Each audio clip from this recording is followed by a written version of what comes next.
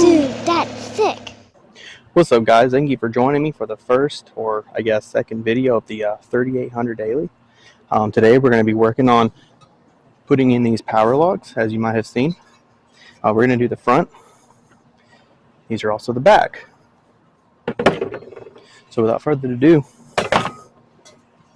let's get into it.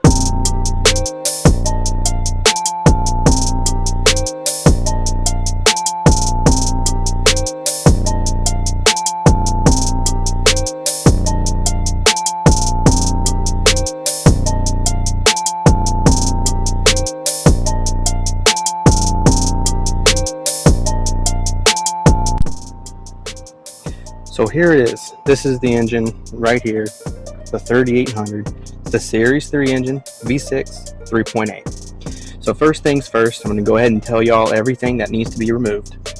So we're going to want to remove these upper engine mounts. Those are going to be in the way, of course. We're going to remove the spark plug wires, maybe not here, but down there for sure. And for safety, if you want to, you can always remove the spark plugs themselves. On the back end, we're going to move our tower strut support or sway bar, whatever you want to call it. And then in the back here, this is going to be the hardest part, is getting around these wires, getting to it way back here. It's way in the back. So if you need to pull some wires, if you want to pull the alternator, you're welcome to. Alternator is easy to come off. On the other side, back here, you're going to see your O2 bank 2, actually I think it's the bank 1 sensor right there, and then those bolts right there. You're going to want to go ahead and lube those bolts up with some WD-40 or something to get the rust off. Definitely you people that are up in the north, because of all the rust. So without further ado, we're going to start on the front, work our way to the back. We're going to do the easy part first. Let's get into it. So impact wrenches are definitely going to make this job so much easier. But right now, we're just going to loosen them with the socket. These top engine mounts are going to be 13 millimeters. And before you remove these engine mounts, just remember, put a jack under your engine, support your engine a little bit, because it's about to lose some tension here.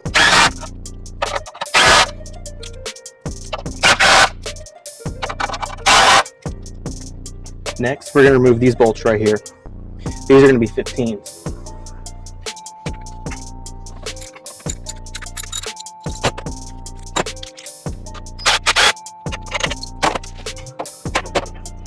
Now we're getting our first engine mounts out. Don't forget these.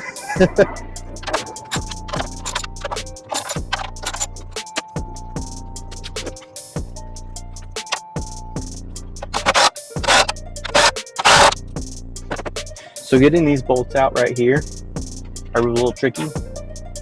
Use a magnet. Makes life so easy.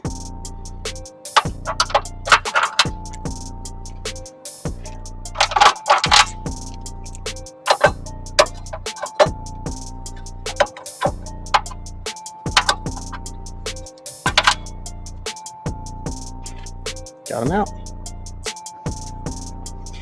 Alright, now let's remove our first engine mount. Simple as that. Now let's take off our second one.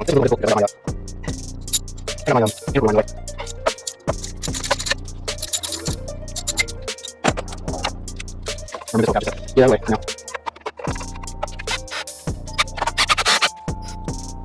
This one.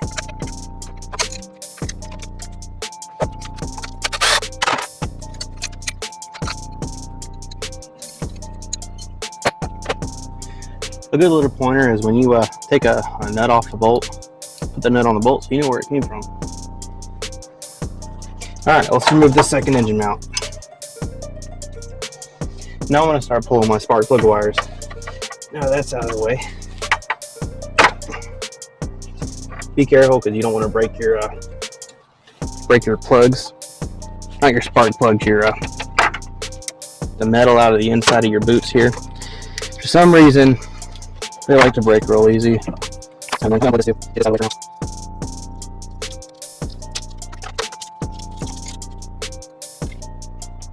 Cut the zip out on this line. So, and flew away, honestly. Alright, now all that's all out of the way.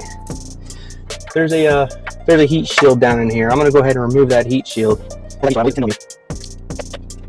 guys, on this year, next year, I want to do it. I want to as well.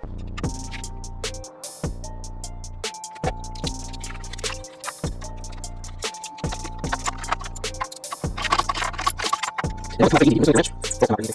I'm going to remove it eventually. And he's scratching right out. So, I don't know why it's here. I believe that's what it does. I just want to mess with this. There we go. I need to break it. Don't break it. This is what anyways.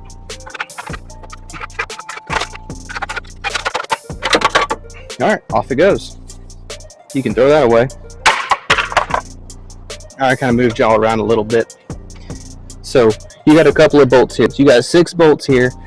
I currently have 1, 2, 3 to remove.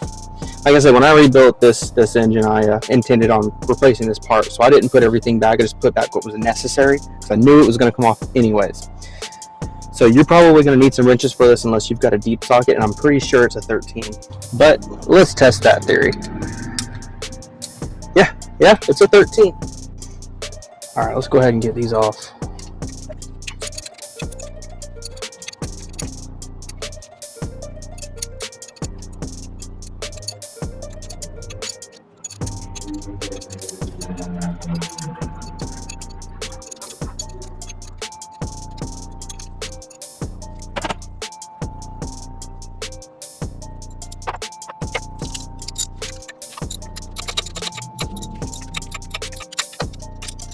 This part sucks, but just take time. I'm trying to take it, not one more. You gotta use it. Man, use it. Just take time, use it. Once you get this bolt off enough, you'll be able to remove your dipstick.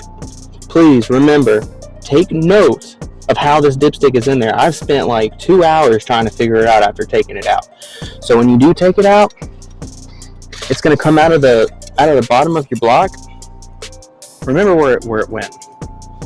If you have to crawl up underneath the car to figure out exactly where it goes, do that.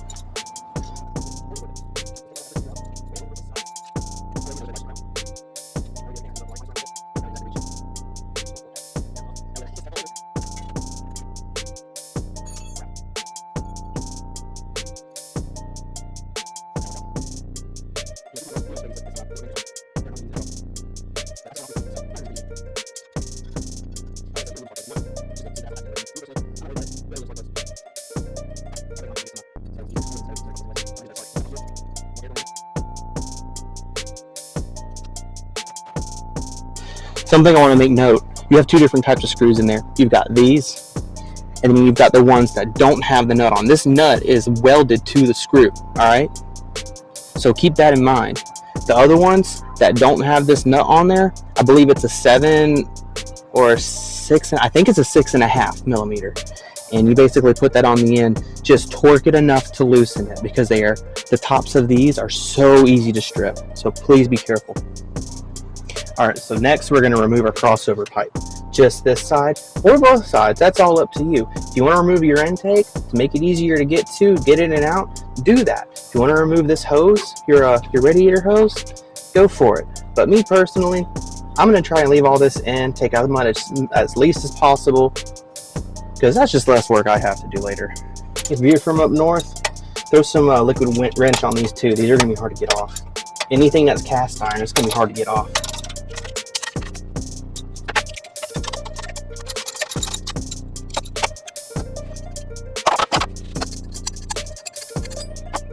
I'm looking around on the and not so really. So it was really easy to get off. Rusted.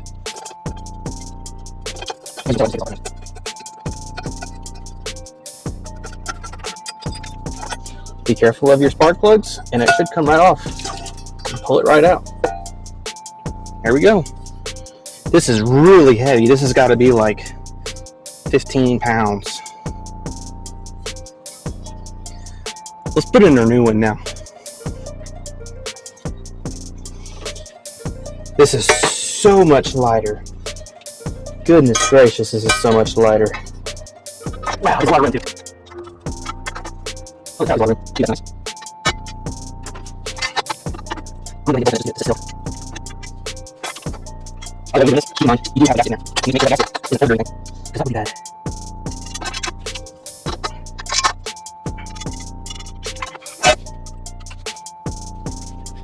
Have some issues on there. That's why. Now you can get over the opposite side.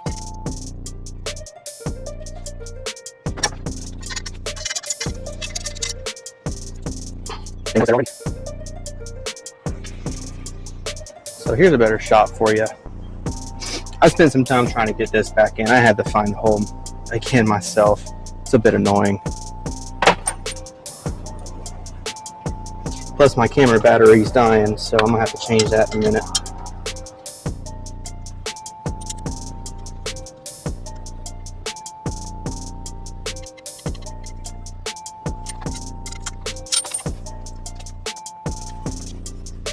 These are ones that I use. This is a W40 measuring well.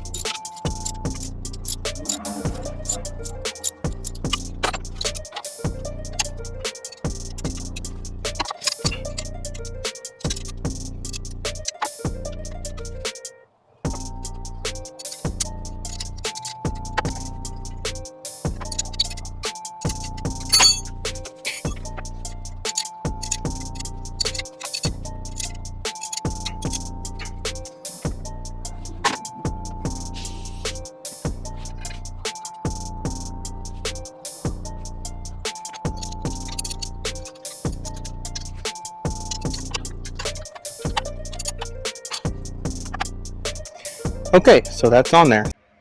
Whoa, hey guys, okay. This is a really, getting the back one off was a really difficult task. We're going to split this up into two, so the video is not too long.